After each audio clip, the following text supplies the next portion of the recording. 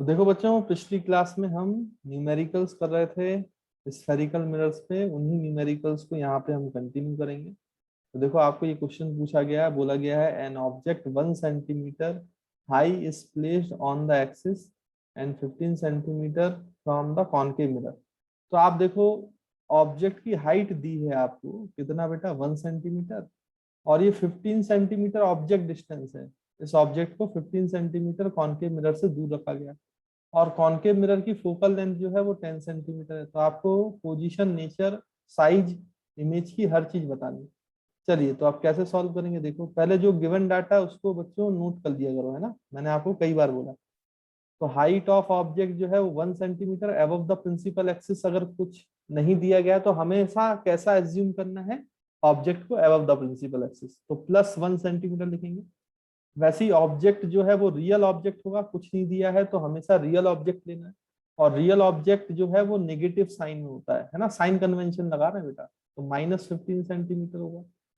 फिर आपका focal length of concave mirror, तो मैंने आपको बताया था कि कॉनकेव मिरर की फोकल लेंथ हमेशा नेगेटिव होती है साइन कन्वेंशन के अकॉर्डिंग, तो -10 सेंटीमीटर लिखना चाहिए। और बाकी की चीजें जो है हमें निकालनी है, तो निकालते हैं।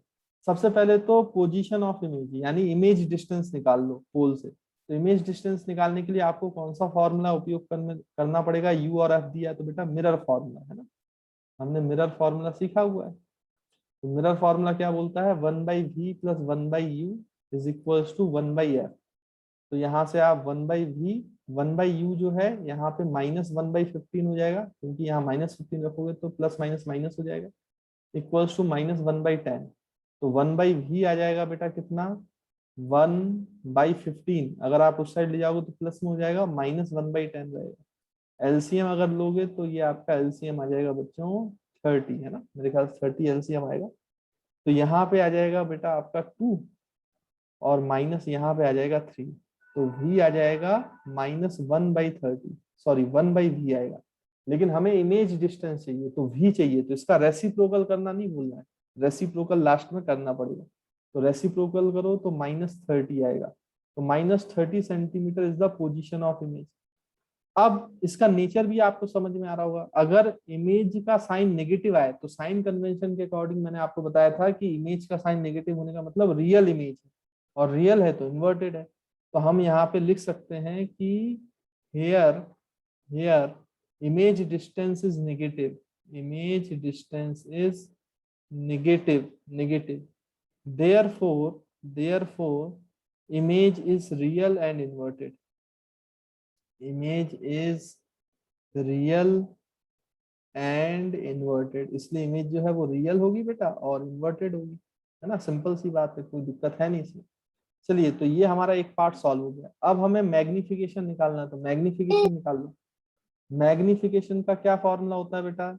ये HI/H0 होता है, लेकिन क्योंकि यहाँ पर हमें HI/H0 नहीं पता, U और V पता है, तो हम इसको V/U लिख सकते हैं। याद करो, -V/U आपको मैंने बताया था, -V/U। तो यहाँ पे मैग्निफिकेशन लिखेंगे, -V की वैल्यू कितनी है बेटा, -30, और U की वैल्यू है -15।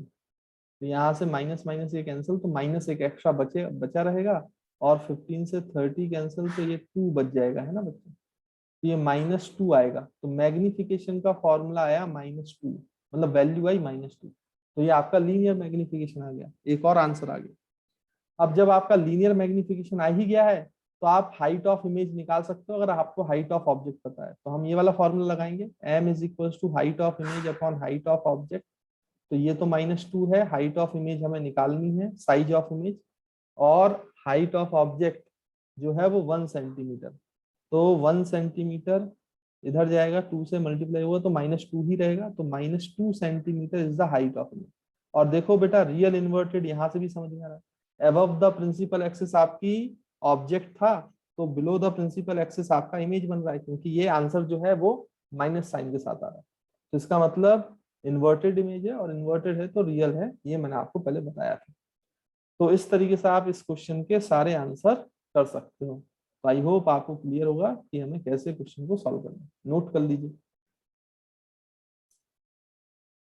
तो देखिए बच्चों, ये क्वेश्चन आपसे पूछा गया है। क्वेश्चन में क्या बोला गया है कि the image formed by a concave mirror of focal length 20 centimetre is double in size of object, find the object distance. तो आपको बोला गया है कि एक इमेज बन रही है कॉनकेव मिरर के द्वारा, और वो इमेज जो है वो ऑब्जेक्ट के साइज से डबल है, डबल है, साइज में डबल है। और आपसे ये बोला गया है कि अगर साइज में डबल है तो ऑब्जेक्ट की डिस्टेंस क्या होगी कॉनकेव मिरर से, पोल से, है ना। ये आपसे पूछा जा रहा है। यानी कि आपको क्या दिया, focal length of concave mirror. अगर साइन कन्वेंशन लगाएं तो कॉनकेव मिरर की फोकल लेंथ तो नेगेटिव में आती है बेटा, ये तो हमेशा याद है अपन को। तो -20 सेंटीमीटर लिख लेंगे। अच्छा, यहाँ पे अब आप ध्यान से देखो तो डबल साइज की इमेज बन रही है, मतलब एनलार्ज्ड इमेज बन रही है। एनलार्ज्ड इमेज कब बनती है बच्चों, याद करो, केसेस पढ़े थे हमने कॉनकेव मिरर। तो अगर आपको याद हो तो मैं यहाँ पे रे डायग्राम भी बना देता हूँ। अगर आपको याद हो तो जब हम कहाँ पे रखते थे बच्चों, ये सेंटर ऑफ कर्वेचर, ये फोकस, जब आप फोकस और पोल के बीच में ऑब्जेक्ट रखते थे तो भाई ऐसा होता था ना कि एक रे ऐसे फोकस से पास हो गई, दूसरी आपकी पोल से पास हुई, तो पीछे एक्सटेंड करने पे वर्चुअल और इरेक्ट इमेज बनती थी ये। और ये एनलार्ज्ड ही बनती थी। यहाँ पे देखो हाइट ऑफ इमेज जो है ये हाइट ऑफ ऑब्जेक्ट से ज्यादा है। तो ऐसा भी तो हो सकता है कि पोल और फोकस के बीच में आप कहीं पे रखोगे तो उसकी दुगनी इमेज बन जाएगी, दुगनी लेंथ की इमेज बन जाएगी, साइज की इमेज बन जाएगी। ऐसा हो सकता है ना। इसका मतलब पोल और फोकस के बीच में कहीं ऑब्जेक्ट रखा होगा, तो ये कहाँ पे रखा होगा, ऑब्जेक्ट डिस्टेंस क्या है, ये यू निकालना है बेटा।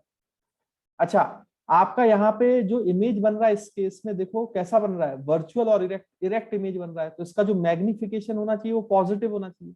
मतलब हाइट ऑफ इमेज जो है वो हाइट ऑफ ऑब्जेक्ट के बराबर रेशियो होता है। और हाइट ऑफ इमेज तो कितना बनना चाहिए बेटा, अगर हमें यू निकालना है तो 2 टाइम्स ऑफ ऑब्जेक्ट, डबल बनना चाहिए ना। तो हम यहाँ पे 2h0/h0 लिख सकते हैं। तो देखो ये कितना हो गया बेटा, 2। तो मैग्निफिकेशन आपका कितना होना चाहिए, 2 होना चाहिए। आई होप आप समझ पा रहे हो।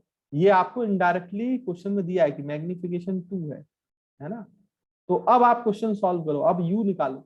अच्छा, हमें मिरर फॉर्मूला लगाना होगा तो हमें एफ पता होगा, हमें यू तो निकालना है, लेकिन हमें वी भी तो नहीं पता। तो यू और वी का रिलेशन भी तो चाहिए मिरर फॉर्मूला अप्लाई करने के लिए। तो वो कहाँ से आएगा, वो इस मैग्निफिकेशन के वैल्यू से आएगा। देखो बेटा, मैग्निफिकेशन का एक और फॉर्मूला होता है यू और वी के टर्म्स में, मैंने बताया था ना आपको, -v/u। तो इसको अप्लाई करते हैं और मैग्निफिकेशन की वैल्यू 2 है, मतलब ये 2 के बराबर होना चाहिए। इसका मतलब जो v है वो -2 टाइम्स u होना चाहिए। देखो v जो है वो -2 टाइम्स u होना चाहिए, मतलब v u के टर्म्स में आ गया। अब हम यहाँ पे अप्लाई करते हैं mirror formula, 1/v + 1/u is equals to 1/f। तो 1/v को लिखेंगे बेटा -1/2u, क्योंकि v की वैल्यू तो -2u है। यहाँ पे 1/u वो तो निकालना है, और f की वैल्यू है -20, तो -1/20 हो जाएगा। चलिए अब इसको फर्दर सॉल्व करते हैं। तो देखो यहाँ से एलसीएम लो बेटा, एलसीएम लोगे तो नीचे 2u ही आएगा, यहाँ पे -1 आएगा, और यहाँ पे +2 आ जाएगा, और ये -1/20 आ जाएगा। देखो इस तरीके से आ जाएगा ना। तो ये ऊपर बचेगा ये ऊपर 1 बचेगा ना बेटा, तो ये बचेगा 1/2u इज इक्वल्स टू -1/20। तो यहाँ से 20 और ये 2 कैंसिल, तो ये 10 बचेगा, यानी 1/u बचा 1/10। लेकिन हमें फाइनल आंसर के लिए रेसिप्रोकल करना पड़ेगा, रेसिप्रोकल करो तो u आ जाएगा -10 सेंटीमीटर। तो देखो -10 सेंटीमीटर आ रहा है। अब आप चाहो तो चेक भी कर सकते हो कि ये आंसर सही है कि नहीं। देखो मैंने आपको बताया ना कि अगर आपको डबल साइज की इमेज बनानी है वर्चुअल और एक, तो आपका जो ऑब्जेक्ट होना चाहिए वो फोकस और पोल के बीच में होना चाहिए। और फोकल लेंथ कितनी है बेटा, पोल से फोकस के बीच की दूरी फोकल लेंथ होती है ना, ये तो 20 सेंटीमीटर। मतलब जो ऑब्जेक्ट डिस्टेंस होना था वो 20 सेंटीमीटर से कम आना चाहिए। देखो आ रहा है, मतलब जो आप सोचे हो बिल्कुल करेक्ट है। इसका मतलब हमारा -10 सेंटीमीटर जो आंसर है वो बिल्कुल करेक्ट है। तो देखो -10 centimetre is the answer to this problem. I hope आपको क्लियर होगा कि इस टाइप के सवाल को कैसे करना है। देखिए बच्चों, आपने आंसर निकाला -10 सेंटीमीटर, बिल्कुल परफेक्ट, कोई दिक्कत नहीं है, करेक्ट आंसर। लेकिन मान लीजिए कि ये सवाल आपको ऑप्शनल क्वेश्चन में है, और ऑप्शन में -10 सेंटीमीटर हो ही ना, तो आप परेशान हो जाओगे और सोचोगे कि यार ये क्वेश्चन तो या तो ऑप्शन गलत है या क्वेश्चन गलत है। लेकिन ऐसा नहीं है, ऑप्शन भी सही होते हैं और क्वेश्चन भी सही होता है। एक्चुअली में इस क्वेश्चन के 2 आंसर है, तो हो सकता है ये पहला वाला आंसर आपको ऑप्शन में ना मिले, आपको दूसरा आंसर मिले। अब आपको कैसे समझ में आएगा कि इसके दो आंसर हैं? इसलिए मैं कह रहा हूं कि आपने जो केसेस पढ़े ना, वो केसेस बहुत इंपॉर्टेंट, वो केसेस आपकी उंगलियों पे होना चाहिए, आपको अच्छे से याद होने चाहिए। देखो एक्चुअली में जब आप कॉनकेव मिरर को सॉल्व करते हो, अलग अलग केसेस में अलग अलग इमेज बनाते थे, तो आप याद करो अच्छे से, जब हमने रे डायग्राम बनाए थे, कि एनलार्ज्ड इमेज केवल इस केस में नहीं बनती है वर्चुअल इरेक्ट में, एक केस और होता है जिसमें एनलार्ज्ड इमेज बनती है। वो केस कौन सा है? Second case. ये एक्चुअली में दो आंसर है बेटा। तो ये केस नंबर 1 था एनलार्ज्ड इमेज बनने का। एक और इसका आंसर है जो केस नंबर 2 से आएगा, एक और केस है जिसमें एनलार्ज्ड इमेज बनती है, मतलब वहां भी डबल बन सकती है। डबल का मतलब एनलार्ज बनना है ना। एनलार्ज 2 बार बनता है कॉनकेव मिरर में, दो केसेस में बनता है। और ये वही बच्चा आंसर कर सकता है इस सवाल के दोनों करेक्ट आंसर्स, इस सवाल के दे सकता है जिस बच्चे को केसेस का ज्ञान हो। इसलिए वो केसेस आपको बहुत अच्छे से पढ़ाए गए। तो आई होप आपको क्लियर होगा। केस बच्चों याद रखना, केसेस अगर आपको याद नहीं होंगे तो इस तरीके के सवाल नहीं कर पाओगे, लॉजिकल सवाल, है ना, ध्यान रखिएगा। तो जैसे ये पोल है, ये फोकस है, तो दूसरा केस क्या होता था जिसपे हम एनलार्ज्ड इमेज मिलती थी? तो याद करो, आप जब ऑब्जेक्ट को सेंटर ऑफ कर्वेचर और फोकस के बीच में रखते थे, तब भी आपको एनलार्ज्ड इमेज मिलती थी। हाँ, इन्वर्टेड मिलती थी, ये बात अलग है, लेकिन मिलती तो एनलार्ज्ड थी। तो देखो, ये आपने नीचे ले गए, तो यहां से ये उतने ही, तो ये आपका यहां से कट करके जा रहा है, तो ये आपकी इमेज बनी। तो this is height of image. ये एनलार्ज बनती है, तो इसको कितना बनना है बेटा? 2 टाइम्स ऑफ एच नॉट। लेकिन क्योंकि ये इन्वर्टेड है तो हम लिखेंगे -2 टाइम्स ऑफ एच नॉट, और ये एच नॉट, क्योंकि इन्वर्टेड बन रही है, रियल एंड इन्वर्टेड बन रही है, तब भी तो एनलार्ज बनती है। तो डबल साइज हो सकता है ना, क्योंकि इसने तो केवल ये कहा है कि डबल साइज का इमेज है, ये तो नहीं कहा कि रियल इन्वर्टेड है कि वर्चुअल इरेक्ट है। तो फिर एक पर्टिकुलर केस होता। तो यहाँ पे फिर दोनों ही आंसर सही होंगे आपके, है ना। तो ये मल्टीपल करेक्ट का भी ऑप्शनल क्वेश्चन बन सकता है, मतलब ऐसा क्वेश्चन जिसके मल्टीपल जो ऑप्शन है वो करेक्ट होते हैं। तो इसमें दो आंसर आएंगे, है ना, एक आंसर नहीं आएगा, दो आएंगे। चलिए दूसरा आंसर निकालते हैं। तो आपको ये समझ में आया है कि सेंटर ऑफ कर्वेचर और फोकस के बीच में आप कहीं ऑब्जेक्ट रखोगे तो आपको फिर से डबल इमेज मिल सकती है, डबल साइज की। तो ये यू की वैल्यू निकालना है, चलिए निकालते हैं। तो हमें यहाँ पे क्या गिवन है बेटा? H not height of image है, जो हाइट ऑफ इमेज है वो माइनस टाइम्स ऑफ 2h0 है। और आपको फोकल लेंथ तो पता ही है -20 सेंटीमीटर, तो उसमें कोई दिक्कत नहीं है। तो यहाँ से आप मैग्निफिकेशन लिख सकते हो बेटा, HI/H0 which is equal to -2h0/H0। तो यहाँ से H0 cancel, which is equal to -2। यानी इस केस में आपका मैग्निफिकेशन 2 ना होके -2 होगा, याद रखिए, क्योंकि रियल इन्वर्टेड इमेज। अब यहाँ पे फिर से आप क्या करो बेटा, वी और यू में रिलेशन निकालो। तो हमें पता है मैग्निफिकेशन का फॉर्मूला होता है -v/u, और मैग्निफिकेशन यहाँ पे -2 है, तो -2 माइनस माइनस साइन जो है वो कैंसिल हो जाएगा। तो v की वैल्यू आ जाएगी बेटा कितना? 2u। अब v की वैल्यू 2u आ गई है। अब आप मिरर फॉर्मूला अप्लाई करो, 1/v plus 1/u is equal to 1/f। तो यहाँ पे अगर हम अप्लाई करेंगे तो 1/v मतलब 1/2u प्लस 1/u, और ये -1/f मतलब माइनस माइनस, यहाँ पे प्लस लिख लो, हम यहाँ पे 20 सेंटीमीटर माइनस में लिखेंगे तो माइनस आएगा, है ना। तो -20 सेंटीमीटर, तो इसका एलसीएम लोगे तो बेटा ये 2u ही आएगा। तो नीचे 2u ही आएगा, ऊपर आएगा बेटा कितना? 1 + 2, और यहाँ पे हो जाएगा -1/20। तो यहाँ से 20 और 2 कैंसिल, तो ये बचेगा 10, और ऊपर बचेगा 3, तो ये आया 3/u, और ये आया -1/10। अब देखो आप इसको रेसिप्रोकल कर लो बेटा, तो ये u/3 है इक्वल्स टू -10 है, और 3 का मल्टीप्लाई करो तो u आएगा -30 सेंटीमीटर। और अभी भी आप चेक कर सकते हो कि ये आंसर सही है कि नहीं। आप ध्यान से देखो, मैंने इस केस में बताया ना कि आपका ऑब्जेक्ट डिस्टेंस क्या होना चाहिए? एफ और बी, सी के बीच में। तो एफ से पोल की दूरी है focal length, that is 20 centimetre. और सेंटर ऑफ कर्वेचर और पोल के बीच की जो दूरी होती है वो 2 टाइम्स ऑफ फोकल लेंथ होती है, रेडियस ऑफ कर्वेचर, तो ये इज 40 सेंटीमीटर। इसका मतलब ये जो u होता, ये आपका किसके बीच में आना चाहिए? एफ और सी, मतलब 20 सेंटीमीटर से 40 सेंटीमीटर के बीच में रहना चाहिए। देखो हमारा आ रहा है 30 सेंटीमीटर जो है वो 40 और 20 के बीच में ही है। तो this is the answer to this problem, second answer to this problem. और ये दोनों आंसर करेक्ट वही बता सकता है, वही समझा सकता है जिसको केसेस का अच्छे से नॉलेज हो, इसलिए आपको केसेस बहुत अच्छे से पढ़ाएगा। आई होप आप उसकी प्रैक्टिस कर रहे होंगे और वो आपको अच्छे से याद होंगे पूरे रे डायग्राम से, है ना, वेरी वेरी इंपॉर्टेंट। तो आई होप इस टाइप के क्वेश्चन अब आप सॉल्व कर सकते हो, तो नोट कर लीजिए। तो देखिए बच्चों, आपसे ये क्वेश्चन पूछा गया है, an object 5 centimetre height placed at 10 centimetre of from a convex mirror, radius of curvature convex mirror का दिया है 20 सेंटीमीटर, नेचर पोजीशन इमेज बताना है, साइज बताना है इमेज की, find the nature position and size of image, और object is moved away from the mirror, तो image how does image shift, तो इमेज कैसे शिफ्ट होगी ये बताना। तो सबसे पहला काम, मैंने आपको कई बार बोला है कि गिवन डाटा लिखा करो। तो आपको हाइट ऑफ ऑब्जेक्ट दिया है 5 सेंटीमीटर, कुछ नहीं बोला गया है, तो अबव द प्रिंसिपल एक्सिस मानो, साइन कन्वेंशन में पॉजिटिव लिखेंगे। यू जो है माइनस, कुछ नहीं दिया है तो रियल इमेज मानो, तो -20 centimetre, sorry -10 centimetre, concave mirror से कितने दूर रखा गया है, 10 सेंटीमीटर। तो ऑब्जेक्ट डिस्टेंस आपको दे दिया गया है। फिर आपको फोकल लेंथ इनडायरेक्टली दिया है, रेडियस ऑफ कर्वेचर मतलब उसका हाफ फोकल लेंथ होता है, ये तो मैं आपको पहले बता चुका हूँ। और ये प्लस में लिखा जाएगा क्योंकि अब कॉन्वेक्स मिरर है, कॉनकेव मिरर का फोकल लेंथ हमेशा नेगेटिव होता है, कॉन्वेक्स मिरर का फोकल लेंथ हमेशा पॉजिटिव होता है। तो मेरे ख्याल से इसमें कोई दिक्कत नहीं है, ये आ जाएगा आपका 10 सेंटीमीटर। सॉरी बच्चों, यहाँ पे एक गड़बड़ हो गई है। गड़बड़ ये हो गई है कि आपको रेडियस ऑफ कर्वेचर 30 सेंटीमीटर दिया है, तो इसको 30 कर लो, है ना बेटा।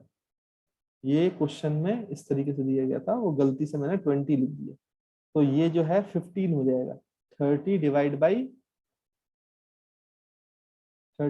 2 इज 15 सेंटीमीटर। तो देखो रेडियस ऑफ कर्वेचर 30 सेंटीमीटर है, तो फोकल लेंथ जो है 15 सेंटीमीटर, और कॉन्वेक्स मिरर है इसलिए पॉजिटिव। अब आप v निकाल लो बेटा, आपको मिरर फॉर्मूला ही तो लगाना है, 1/v plus 1/u is equal to 1/f। तो 1/v, u की वैल्यू है -10, तो ये -1/10 हो जाएगा, और इक्वल्स टू 1/15। तो ये 10 को उधर ले जाओ बेटा, प्लस हो जाएगा, तो 1/15 प्लस 1/10। एलसीएम ले लो बच्चों, तो एलसीएम कितना आ जाएगा, देखो मेरे ख्याल से तो 30 आ जाएगा, और ये ऊपर 2 और ये +5 है ना, ये यहाँ पे 3 मल्टीप्लाई होगा, सॉरी 3 लिखना चाहिए, और यहाँ पे आपका 2 मल्टीप्लाई होगा, तो एलसीएम लेना तो आता ही होगा आपको, 5/30, और 5/30 इज 1/6, तो इसका रेसिप्रोकल कर दो तो v आ गया बेटा 6 सेंटीमीटर। मतलब इमेज पोजीशन ऑफ इमेज जो है वो आपका क्या हो जाएगा, 6 सेंटीमीटर। तो इमेज डिस्टेंस आ गई भाई, और प्लस आया तो मतलब राइट साइड है मिरर के in the direction of incident ray. चलो, तो ये आपका पोजीशन आ गया। और अगर इमेज का साइन प्लस आया है बेटा, पॉजिटिव आया है, तो आप बोल दोगे कि इमेज जो है वो वर्चुअल है और इरेक्ट है ना, ये हमने सीखा था। तो हम यहाँ पे बोल सकते हैं कि sign of image is positive, therefore it is virtual and erect. Image जो है वर्चुअल एंड इरेक्ट, और वैसे भी कॉन्वेक्स मिरर में तो वर्चुअल और इरेक्ट ही बनती है बेटा, तो कोई दिक्कत तो है नहीं, है ना। वैसे भी यही आना था, अगर ये नहीं आया होता तो फिर आपको चेक करना पड़ता, आपने कहीं गड़बड़ की। चलो ठीक। अब उसके बाद फिर इसकी साइज निकालना है, तो मैग्निफिकेशन का फॉर्मूला लगाओ बेटा। मैग्निफिकेशन का u और v पता चल गया, तो -v/u वाला फॉर्मूला लगाओ।